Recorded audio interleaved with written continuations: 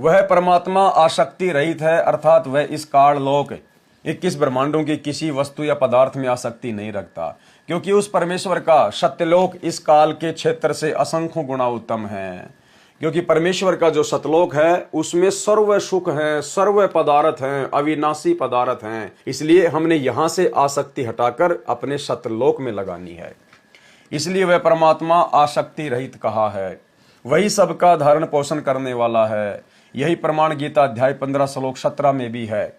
वह परमात्मा निर्गुण है, परंतु सगुण होकर ही अपना महत्व दिखाता है। इसको थोड़ा ध्यान से पढ़ने की आवश्यकता है भाई और बहनों। वह परमात्मा, कौन परमात्मा? कबीर परमात्मा निर्गुण है, परंतु सगुण होकर ही अपना महत्व दिखाता है। यानी परमेश्वर आत्माओं को विशेष लाभ कब देता है? जब वो परमात्मा सतगुरु रूप में धरती पर प्रकट होता है, निर्गुण से सरगुण रूप धारण करता है। उदाहरण के लिए जैसे आम का पेड़ आम के बीज या गुटली में निर्गुण अवस्था में होता है। एक आम का पेड़ आम की गुटली से ही बनता है, आम के बीज से ही बनता है। उस बीज में वो आम का पेड़, वो 10-15 मीटर ऊंचा आम का पेड़ उस बीज के अंदर निर्गुण रूप में है। उस बीज के अंदर वो पेड़ हमें किसी प्रकार का कोई लाभ नहीं दे सकता, कोई फायदा नहीं दे सकता। हम उस बीज को खाकर आम का स्वाद प्राप्त नहीं कर सकते। लेकिन जब उस बीज को जमीन में बीजा जाता है, उसके बाद धीरे धीरे उससे पौधा बनता है, फिर पेड़ बनता है और वो सगुण रूप में आ जाता है। उस बीज के अंदर जो आम का पेड़ था निर्गुण रूप में, फिर उस विधि से फिर वो सरगुण रूप में आ जाता है। और जब वो सरगुण रूप में आता है, पूरा पेड़ बन जाता है, फिर उसके आम लगते हैं, फिर हमें वो आम खाने को मिलते हैं। हमें उस आम के पेड़ का विशेष महत्व प्राप्त होता है। उदाहरण के लिए जैसे आम का पेड़ आम के बीज गुठली में निर्गुण अवस्था में होता है, उस बीज को जब बीजा जाता है तब वह पौधा फिर पेड़ रूप में सरगुण होकर अपना महत्व प्रकट करता है। परंतु परमात्मा सत्यलोक में सरगुण रूप में बैठा है, क्योंकि परमात्मा ने अपने वचन शक्ति से सर्व सृष्टि रचकर विधान बनाकर छोड़ दिया।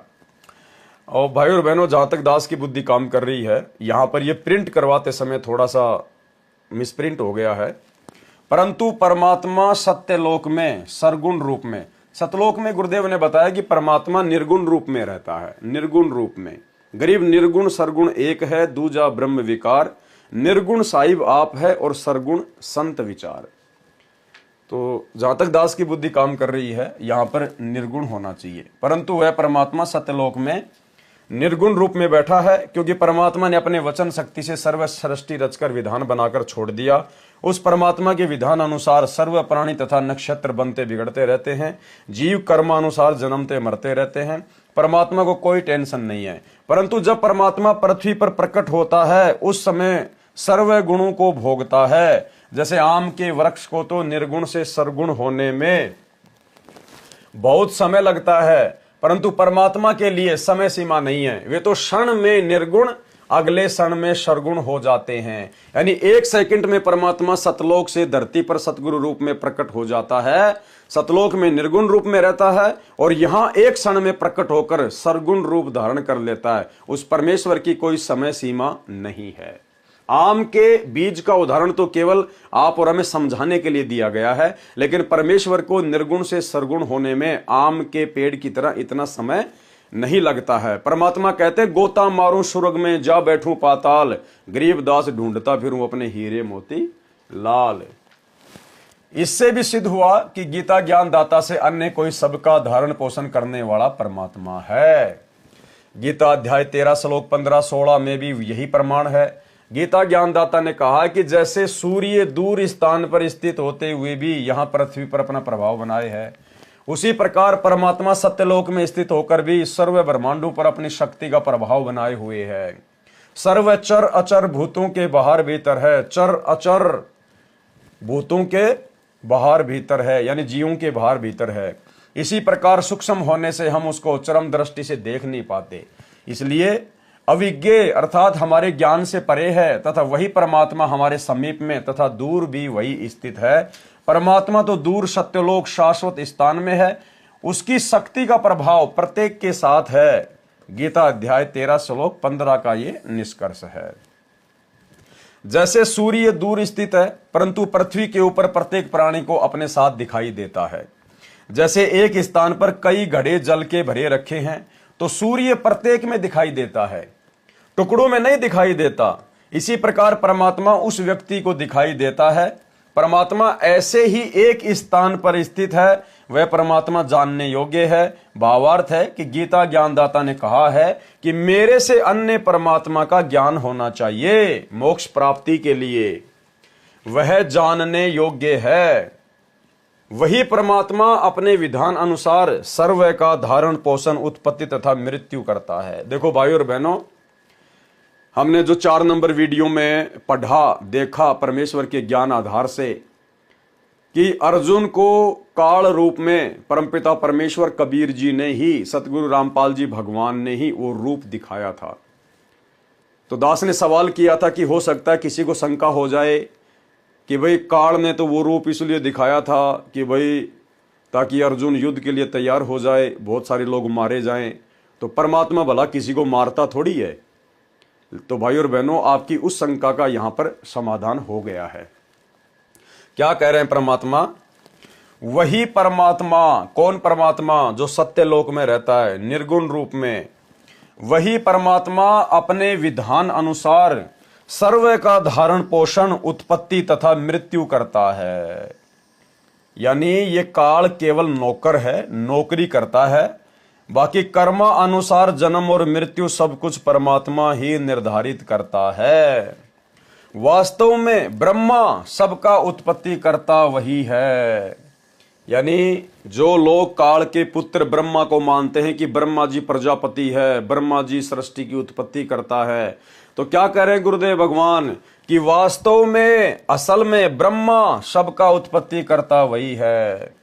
वास्तव में विष्णु सबका धारण पोषण करने वाला वही है। कौन? कबीर परमात्मा। और वास्तव में शंकर अर्थात सबका संहार करने वाला, सबको मारने वाला भी वही परमात्मा है। यानी भाइयों और बहनों, सारे खेल ये परमात्मा के ही किए हुए हैं और सारे खेल परमात्मा ही करता है। इसीलिए परमात्मा कहते हैं कि सारे खेल हमने किए और जो हमसे मिले वो निश्चय जिए। परमात्मा कहते हैं यहाँ सारे कार्य ब्रह्मा विष्णु महेश के रूप में, काल के रूप में, दुर्गा के रूप में, अक्षर पुरुष के रूप में, सारे कार्य परमात्मा ही करता है और नाम उनका बना रहता है। सारे काम हमने किए और हमसे मिले वो निश्चय जिए।